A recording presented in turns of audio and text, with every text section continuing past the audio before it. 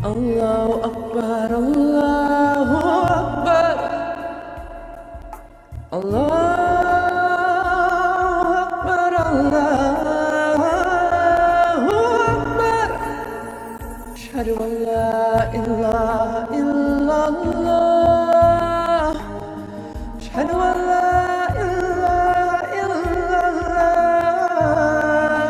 So today we have a guest speaker, Sheikh Ashraf Moorad. I can call him Sheikh Imaan or brother. But Sheikh Moorad has been traveling a lot, doing his imamat at different masajid and delivering, I think, more than 47 khutbah so far. And he's also very specialized in science, psychology, and applied spirituality and counseling. Pretty much in line with the work that he does through its personal empowerment program. So I'm looking forward to hearing some wisdom from Sheikh Moorad. And he's also been serving the Muslim organizations and the Muslim community of South Africa with his extensive experience and unique expertise for close to 20 years. Ashraf has been touring South Africa, sharing his insight and wisdom since 2000. He's a regular guest on Channel Islam International, on Durban Radio and Al-Ansar. Most recently, he has also been featuring on SABC 1, Top TV and CTV, as well as on Cape Town Voice of the Cape Radio and Radio 786 and Port Elizabeth IFM. Ashraf Moorad is now a regular speaker at the Friday Jummah prayers. So we welcome you. أعوذ بالله من الشيطان الرجيم بسم الله الرحمن الرحيم لا إله إلا الله محمد رسول الله. I greet you, my fellow Muslims, with a greeting that has been used by messengers and prophets of Allah from the beginning of time, and that is the greeting of Salaam or Shalom. Assalamu alaikum. The Salaam is actually more than a greeting. It is a state of being that has been experienced by the people who have experienced the connection with Allah. It's a state of being. And this is the state from which security is experienced and then real satisfaction can be enjoyed from. So Salaam is something that I speak about, and the other thing that I speak about is Iman, and the thing that I've been speaking about recently is Dua. So I focus largely on Salaam, Iman and Dua. And I have no training in the traditional sense. I am a therapist working with people in difficulties and hardships, and my work has developed from grassroots level. So I find that the solution to our problems lies in understanding Salaam, Iman and Dua. There is so much of information that is given about Islam. Today we have information overload to the point where there's so much of information on Islam that the more information that is being released, the more Hippocratic we are becoming, the more we are arguing with one another and shunning one another and dividing ourselves. So I've taken it upon myself to travel the country, and this is my 47th Jummah across South Africa, and thank you for giving me the opportunity for being here to speak about these very relevant but not spoken about concepts of Salaam, of Iman and of Dua. So I am here to share with you firstly the greatness that is Allah. The greatness that is Allah. A lot of us are into Islam and we might be even worshipping Islam, and we might not recognize that we are worshipping Islam. We forget about worshipping Allah. See, so as we were speaking about that, Islam is a vehicle to a destination, and that destination is our recognition of the greatness that is Allah, and for us to be healed through that awareness. The Quran says, verily in the remembrance of Allah does a heart find peace. Heart does not find peace anywhere else but in the remembrance of Allah. And Hadith Qudsi tells us that when you remember Allah, He remembers you. Even the Quran says that. And when you mention Allah in a company, He mentions you in a greater company. So it is in the recognition of the greatness that is Allah that we will find real security within us, real security.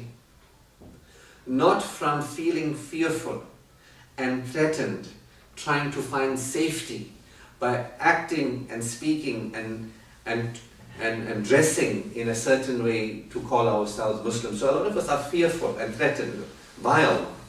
And Allah does not threaten us in the Quran. Allah does not threaten us at all. Allah cautions us, and there's a very big difference between cautioning somebody and threatening somebody. But yet many of us live in fear of Allah, and we feel threatened and afraid, and then we try to find safety in acting holier than thou, in presenting ourselves in certain ways so that we can feel safer within ourselves about ourselves, but failing to experience the real security that is available to us as human beings, the greatness that we are as human beings, Allah's great creation that we are. So I am here to inspire you to recognize the greatness that is Allah and the importance of recognizing the greatness that is Allah. For you might forget about that, and you might be so busy trying to look like a Muslim, act like a Muslim, speak like a Muslim, and wanting to learn more information about Islam, that you forget that the first article of faith in Islam, or the most important pillar of Islam, is Tawheed, and the recognition of the oneness of Allah and the greatness of the oneness of Allah. We say Allahu Akbar all the time. So I'm here to inspire you and remind you of the greatness that is Allah, our Rabb, the one who has lovingly called us forth. The one who has lovingly called us forth. Our Creator has called us into existence lovingly. Here you and I are. Having not been, we are, we exist. A sense of self, having an experience that if it was not for the greatness that is Allah, we would not be and existing. I would not be having this experience, to travel around the country, to be with you, to experience life, to experience my brotherhood and fellowship with our fellow Muslims. It is only through the grace of Allah that I am, that you are. It's important to recognize that Allah not only lovingly has called us forth, but Allah actually sustains our existence. That He gives us the oxygen. He has already provided for us our mind, our freedom of choice. He has provided for us our beingness, oxygen to breathe, food to eat. This is the greatness that is Allah, that has lovingly called us forth and supports us in our existence. He is the benevolent. He is the beneficent. He is the benefactor of humanity. He has called us forth that we may be, and that we may live, and that we may experience life. Allah's greatest gift to us is life and living, that we are. And that we may recognize His greatness so that we may prosper, that we may begin to connect. This is the month of Ramadan, where Muslims learn to withdraw their control that we give to the world around us, usually through our physical urges and different types of hungers. We learn in this month to withdraw our attention from the things of this world, to build a stability within us, that we are not controlled by the things of this world. We have control over the things of this world. This is the development of the spiritual self. When we begin to realize that the power does not lie in the world around us, when we begin to recognize it is not money that is great, it is not other people that is great, it is not the businesses and jobs and our careers and our titles and all that is great. It is the Creator of all things created that is the greatness. There is no other greater greatness than that which has called forth all things created. So I am here to remind you the importance of the remembrance of Allah. Because in following Islam, some of us are led astray from recognizing the greatness that is Allah. The one that has given us forgiveness, that no human being is perfect. The Prophet of Islam was corrected 5 times in the glorious Quran. Adam a.s. ate of the fruit. Yunus a.s. was scared to deliver the message. The prophets were human beings who themselves were in error. Allah gave us the gift of forgiveness, that we can begin to take responsibility for our human failing, and that He will cleanse us of our own negativity if we ask for it. He will protect us from the consequences of our own negativity in the here and now, and what is on its way to us as we continue to be negative. This is the greatness of Allah, that not only has He given us life, But even when we go astray, He is available to cleanse us. He is available to protect us from our wronging of our own soul. This is the greatness of Allah. I urge you, brothers and sisters, to begin to remember every day the greatness of Allah. When you get up in the morning, it's very easy to get lost in the things of the created. I got this to do, I got that to do. And that is the shaitan that whispers to you and leads you astray. For those who begin to perceive the greatness of Allah, they are transformed. You begin to transform naturally when you begin to recognize the greatness of Allah. In fact, each one of us, on a ranking of 0 to 10, has a specific set point of your recognition of the greatness of Allah. Some of us might be at 1 out of 10. We think Allah is great, but it's a 1 out of 10 thing, because we say it, because we're supposed to say it, we say it because we get sawab for saying it. Some of us might be at 3 out of 10. Some of us might be at 5 out of 10. I urge you to ask yourself, what is the rating that you give yourself of the recognition of the greatness of Allah in your perceptual system? Within you, how great can you recognize Allah to be? You know, how great? Because you either 1 out of 10, 0 out of 10, 5 out of 10. And I'm urging you to take it up a notch. That if you begin to recognize the greatness of Allah by taking it up a notch, you are transformed. You're not the same person anymore. You move into a greater level of awareness of God consciousness. Many times people define the word taqwa as fear.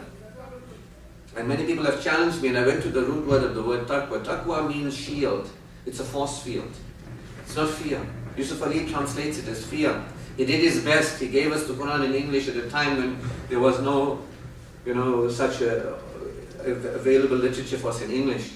But taqwa does not mean fear. It means God consciousness, and when you have God consciousness, you create a force field around you. It's a shield. When you live in taqwa, you are protected because you live in a high frequency vibration of greater faith, less fear. The more you worry about this world, and the more this world concerns you in terms of your security and your safety, the more threatened and fearful you are. The less faith you have, the more fear you have. The less fear you have, the more faith you have. These are mutually exclusive. So begin to recognize that there is the one power, that there is no other power like unto it. There's no two powers, there's only one power. And that power is all powerful, more powerful, for it is the Lord of all the worlds. It is the Lord of the world of form. It's the Lord of the world of your body. If you've got a disease, Allah is the Lord of all the worlds. He can cure. But our minds tell us, because our schooling systems teach us, there is nothing, if you can't see, it doesn't exist. We go into a school and university system that takes us away from the recognition of the unseen. The Quran tells us this is a book with great guidance for those who believe in the unseen first. Then it says about establishing regular salah, and then it says about giving zakat. First is the belief in the unseen. And our school systems, our homes, our educational systems, and sadly even our Muslim religious educational systems, they school us outside the belief of the unseen. So we walk around trusting only in the seen. We don't know that this unseen exists right here, right now, and is all powerful. So what happens is, we start giving our power to money. We think if we have money, we'll sort our problems out. We think if we have a lawyer's letter, it will sort our problems. We think if you get medicine from some other human being, it will sort our problems out. So what we have sadly become is people who worship form, not the formless. We have become people who give our power to the created, not the creator. And therein is the problem. This is why our du'as are not getting answered. You can't have two powers. You can't say, but I put my faith and trust in the rope. You know, they say, trust in God, but tie your camel. You can't say, no, the rope is what I put my faith and trust in. You can't do that. You've got to first put your faith and trust in the unseen, in the recognition of the greatness that is Allah. That Allah has power over anything and everything. Again, what is your ranking of the power of Allah from 0 to 10? A lot of us went to madrasa institutions where a lot of us have been traumatized. I was one of them. And you come to understand that Allah is some tyrant. And you don't understand the power that is Allah, and the love that Allah has for us as humanity. And we are humanity, Allah's greatest creation. Do you know how valuable human beings are? Quran says Allah breathed His spirit into man. It doesn't say anywhere else that He breathed His spirit into any other creation. Do you know that? We have the ruh of Allah within us.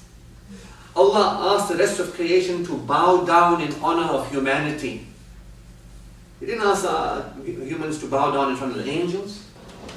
He asked the rest of creation to bow down in front of humanity. Human beings are a special creation by Allah. It says we have given the children of Adam gifts and favors that we have not given any other creation. Human beings have imagination, we have freedom of choice, we have understanding, we have abilities that angels don't have.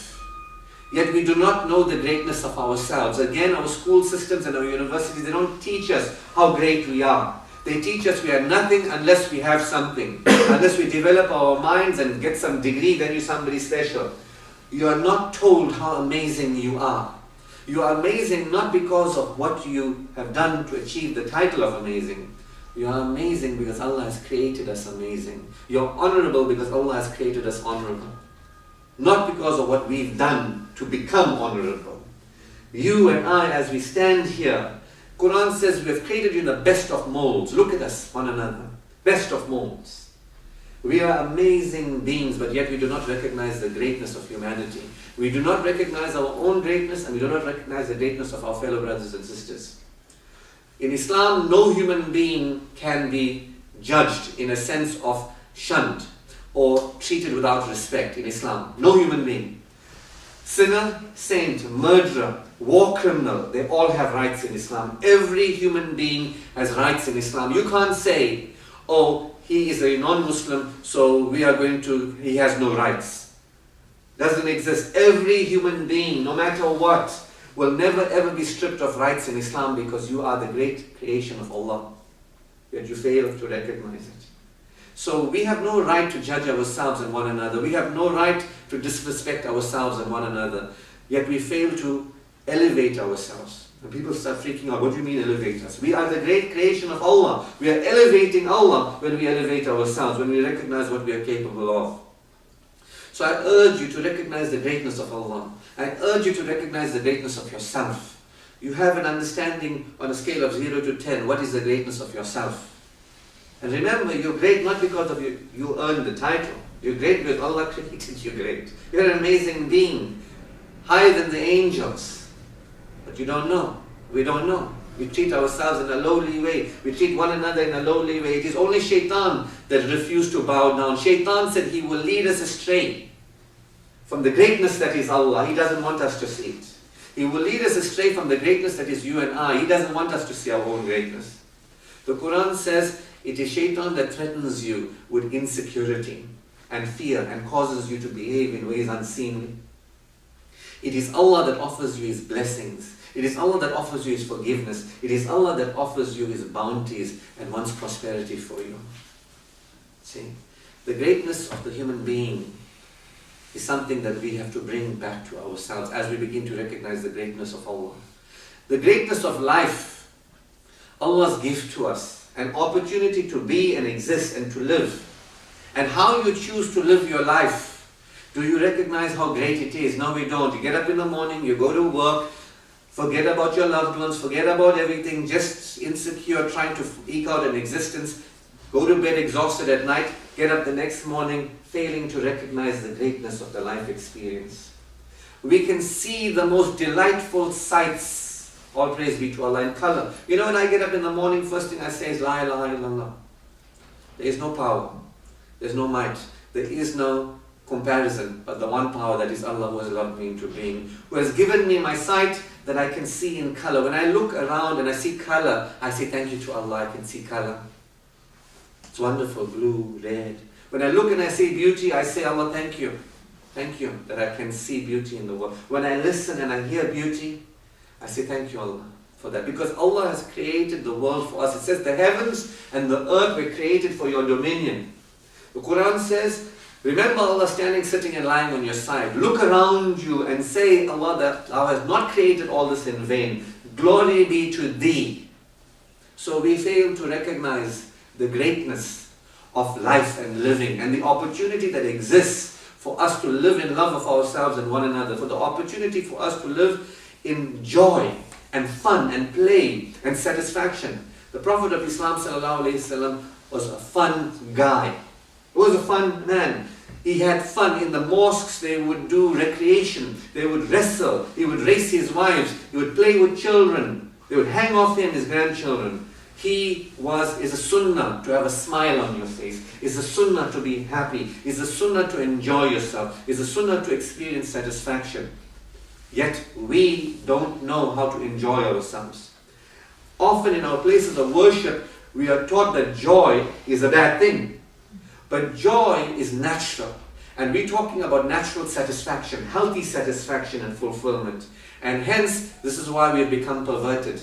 We look to the world for excitement instead of looking for real satisfaction that is based in love and appreciation. We are not in a state of shukr, of love and enjoyment and satisfaction, etc., etc. So, it is important that we establish a healthy, nurturing, natural relationship of joy in the world and be grateful for it. And the fourth greatness that I will share with you is the greatness that is the guidance that has been given to us. Mankind has been given guidance through the revelations that have come before, Injil, Zabur, Torah, and finally the Quran, and through the most excellent example of the greatest man who ever lived, the Prophet Muhammad sallallahu alaihi wasallam. And in Islam is the greatest guidance, is guidance. And I remind you that the Quran is not here to threaten us, it's here to caution us. It cautions us that if we fail to recognize the greatness that is Allah, there is neglect and abandonment for us. There is neglect and abandonment for us. And that's what's happening. We are experiencing great abandonment and neglect despite us becoming more Islamic aware and more conscious, because we do not recognize the greatness that is Allah. We do not recognize the greatness that is humanity. Allah says, hold on to the rope we have given you and do not divide among yourselves. Do not divide among. Do not call one another offensive nicknames. Do not call one another unbelievers. Not our right to call anybody. See? Yet we have failed to recognize and respect Allah, ourselves, life, and the guidance. The guidance, imagine if Allah didn't send us guidance, we would be worshipping idols, which we are. Anything that you depend on, anything that you, if I ask you what you need for your life to get better, and you tell me I need more money, that's a thing, that's an idol. I need somebody to love me, I can't do without somebody, I can't live without them, that's an idol. We have the most beautiful concept that the beloved Prophet of Islam raised Allah to, the one unseen, the formless, who has the most beautiful names, always benevolent, always beneficent. So Islam is a guidance to bring us back to the natural way of, the Quran says, we have endeared faith unto you and made it beauteous unto your hearts.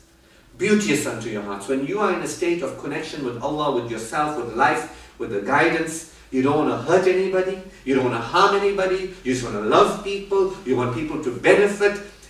When you have Iman, your heart opens and it's a natural state. And the Quran goes on to say that when you don't have Iman, there is wickedness and defiance and then things that are ugly, our natural response. We want to hurt and hate and we want to be, it's unnatural. That's unnatural when we have no Iman. So I end by saying to us that I want us to understand that in this moment, at this time, Allah is available to us, right here, right now. We might not be available to Allah. Have you ever considered that the problems that we might be having is not because Allah is not there, but that we fail to recognize that He is there? Have you ever thought that the problems that we are having individually, today I was very upset. There's a ground attack on our brothers and sisters in Gaza. I cried profusely this morning. I cried, you know why? Not because our brothers and sisters are getting slaughtered. I cried because our leaders have failed us. No sense having marches now, it's too late. No sense giving lovely lectures now, it's too late. Where were our leaders when they were supposed to tell us about Iman and Allah? Where were our leaders? Sad to say, they have not shown up. They had not shown up. Our leaders have failed us. I have been diplomatic before, but today I will be blunt. I will tell you, sadly and tragically, we have been failed. And we are scared to talk about our leaders and tell them you failed us because we think if we do it, we're bad Muslims. We live in the fear of confronting our leadership and say to us, you guys don't know, and you don't know, and you act like you know, and we are fools to believe you. I tell you this with love for them. It's the same thing that happened when Isa alayhi salam came. And his own rabbis, they're sticking to the letter of the law, but they've forgotten its spirit. We have come back to the same time. Our religious leaders go to institutions where they learn about Islam, but they do not learn about Iman. They come from a very dogmatic approach rather than a pragmatic approach. They have failed us. They have failed us. They have failed to inspire us to recognize the greatness of Allah. They have failed to bring us together as a community. This is why our brothers and sisters suffer in the world, not for any other reason. I am saying to you, the Prophet of Islam said to us in Hadith, he said to us, he says, dua has the power to change qadr.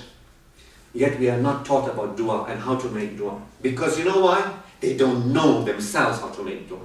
They don't know and they're scared to admit it. I tell you respectfully, that Islam has a solution. The Prophet said that dua changes qadr, changes destiny, yet we don't know how to make dua. We are not taught. I have taught myself and I teach people, and I'm happy to teach anybody who wants to know how to change yourself so that Allah will change your conditions. That's what the Quran says. Truly Allah will not change a condition of a people until they change what is in their hearts. And we are not taught about how to change what is in our hearts. We are trying to change conditions, political conditions, personal conditions. We are not taught the science of supplication. We are not taught how to connect with Allah. The Prophet of Islam told us that dua is the essence of ibadat. The essence. Yet these things are not spoken about. True self-empowerment is connecting yourself with your Rabb and allowing your Rabb to take care of you, depending on your Rabb, not depending on yourself. Today we depend on ourselves. We depend on one another. We depend on the things of this world. We are idolaters. Sad to say. We do not depend on Allah. We're not taught about it. So I'm very upset. I'm very upset that our Muslim people are being failed by our leadership. I'm very upset. We can't come together and with one voice to support ourselves. We are being slaughtered around the world. Today it's that, tomorrow where it's going to be. And what we're going to have, more marches? Is that the solution? The solution is Iman, Salaam, and Dua.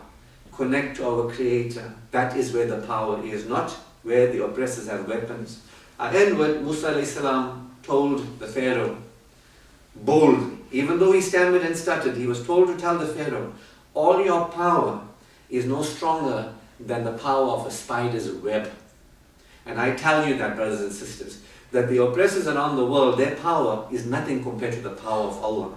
But it is for you and I to recognize that, the power that is Allah. So I end with that. Shukran for giving me this opportunity. And there are some CDs available if anybody is interested. Preaching What I Practice is an MP3 series, about 3 hours.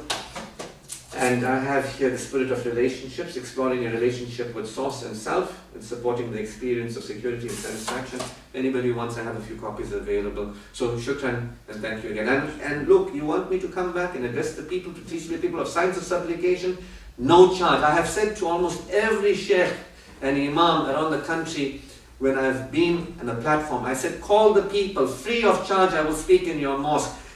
Call me to your meetings, I will train you. Ulama, I will train you from what I know. I've told them. Yet it means nothing to them. So they have failed us. When guidance comes to them, they're not interested in it. Very sad to say, it's time for an evolution. It's time for an evolution. It's either, where are we heading? Where are your children going to be? Where is the future going to be if it carries on like this? If we don't make some kind of wake up in Iman and Dua and work with real power and the power that is Islam, where is this going, I ask you? Don't wait till it's here and we are the victims and then somebody else must have a march somewhere else. It's too late then. Somebody must make dua when we have failed to connect with the power that is Allah. It's too late. It's too late. Don't wait for it to get too late. When things are okay and maybe good, let's get it going better. Let's not wait for it to fall apart, then try to get it back on track. So shukran, assalamu alaikum. So I want to thank Imaan Moorad for those beautiful, inspiring words and for reminding us of Allah's mercy and Allah's compassion, and also then what is our duty as human beings in the face of oppression. So I cannot agree more that our leaders have failed us, and it is people like us who have to stand up and do something about it. If it looks like a revolution, it has to be a revolution. We have to change things. Allahu Akbar, Allahu Akbar, Allahu Akbar. Ashhadu an la ilaha